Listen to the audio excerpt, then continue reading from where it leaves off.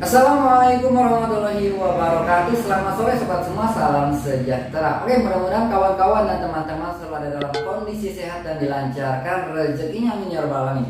Oke sobat, rapat pleno pada tanggal 3 Juli kemarin mengenai revisi Undang-Undang Desa itu telah diputuskan ya, ada 19 poin. Dan kalau saya lihat ini ada 8 poin untuk usulan kepala desa yang masuk di sini ya. Oke sobat, kita akan lihat seperti apa 8 poin tersebut. Jangan lupa dukung channelnya sobat dengan tekan tombol subscribe dan berikan like-nya juga, dan jangan lupa komentarnya sobat.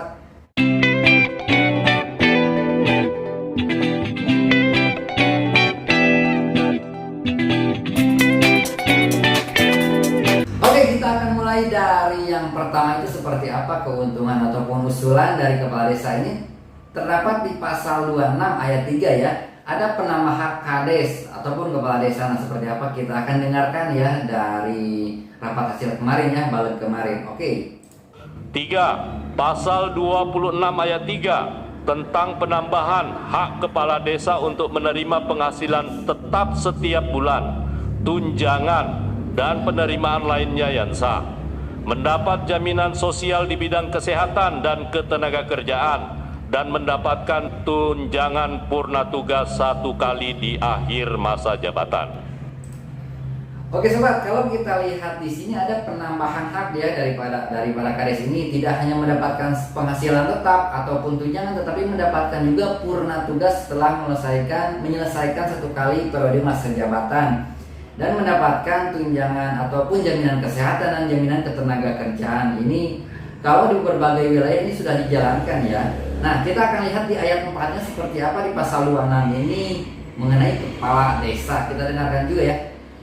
4. Pasal 26 ayat 4 tentang kewajiban kepala desa untuk mengundurkan diri sebagai kepala desa apabila mencalonkan diri sebagai anggota lembaga perwakilan rakyat, kepala daerah atau jabatan politik lain sejak ditetapkan sebagai calon peserta pemilihan yang dinyatakan secara tertulis dan tidak dapat ditarik kembali. Oke, nah kalau kemarin itu rame-rame usulannya itu kepala desa itu bisa mencalonkan diri menjadi, ataupun usulannya itu apabila mencalonkan diri menjadi anggota dewan, lembaga ataupun kepala daerah itu bisa cuti ya. Bisa cuti. Nah, tapi kalau kita lihat di keputusan ini harus mengundurkan diri ya apabila mencalonkan diri menjadi dewan ataupun kepala daerah ataupun lembaga lainnya ya. Ini kalau kita lihat sini harus mengundurkan diri sobat, jadi tidak bisa cuti, jadi harus mengundurkan diri, itu poinnya ya. Kita lihat di pasal 27, jadi ini ada kewajiban kepala desa seperti apa, kita dengarkan sesama. Kelima, pasal 27, perubahan rumusan substansi tentang kewajiban kepala desa dalam melaksanakan tugas, kewenangan, hak dan kewajibannya.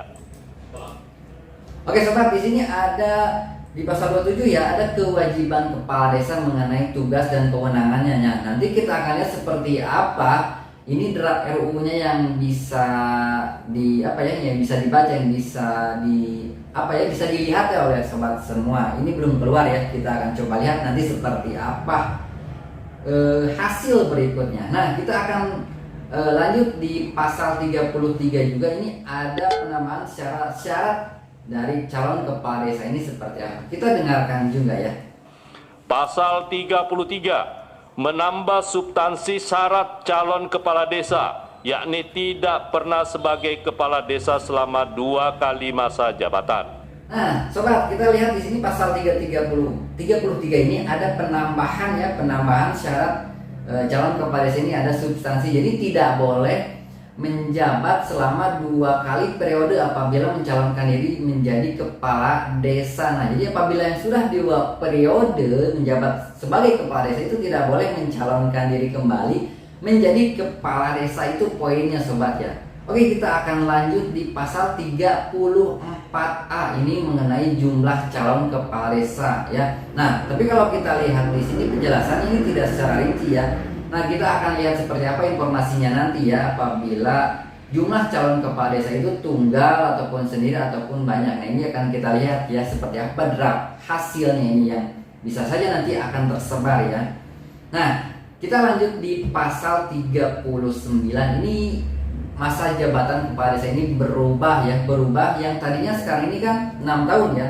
6 tahun ini 6 tahun menjadi 9 tahun. Kalau kita lihat di berbagai komentar di channelnya YouTube ini, banyak yang berkomentar tidak sedap ya, ataupun sisi negatifnya itu ada. Lanjut ya di pasal 79. Nah, di pasal 79 ini juga pasti otomatis ya, ketika kepala desa menjabat 1 periode 9 tahun berarti RPJMDes-nya juga harus 9 tahun. Nah, di sini berubah ayat doanya itu menjadi 9 tahun ya untuk RPJMDes-nya.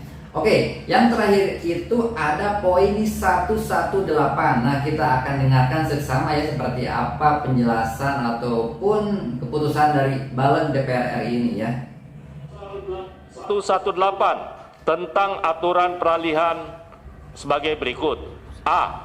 Kepala desa dan anggota Badan Permusyawaratan Desa yang telah menjabat 2 periode sebelum undang-undang ini berlaku dapat mencalonkan diri 1 periode lagi berdasarkan undang-undang ini. Oke, kita lihat jadi pasal 118 di poin A-nya ini, kepala desa dan anggota Badan Permusyawaratan Desa atau BPD ini ketika menjabat 2 periode, nah itu bisa mencalonkan diri kembali 1 periode lagi ya berdasarkan undang-undang ini ya. Jadi kalau kita lihat 6 tahun itu Kades ataupun BPD sudah menjabat, nah bisa menjabat kembali 1 kali lagi ya ketika undang-undang ini disahkan. Oke sobat, kita lihat di poin B-nya seperti apa. Kedua, kepala desa dan anggota Badan Permusyawaratan Desa yang masih menjabat pada periode pertama dan periode kedua menyelesaikan sisa masa jabatan sesuai dengan ketentuan undang-undang ini dan dapat mencalonkan diri 1 periode lagi. Oke, kita lihat ya di sini kepala desa dan BPD ini yang masih menjabat, ini masih menjabat ya, masih menjabat pada periode pertama ini kan 6 tahun ya. Nah, ini bisa mencalonkan diri kembali 1 periode lagi ya ketika undang-undang ini disahkan. Jadi 9 tahun ya. Ketika BPD dan Kades ini sekarang ini sedang menjabat ya, ini bisa mencalonkan diri kembali 1 kali lagi di periode berikutnya. Ini poin B-nya. Kita lihat poin C-nya. C.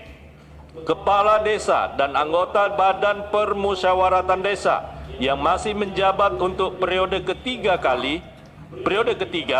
menyelesaikan sisa masa jabatannya sesuai dengan undang-undang ini.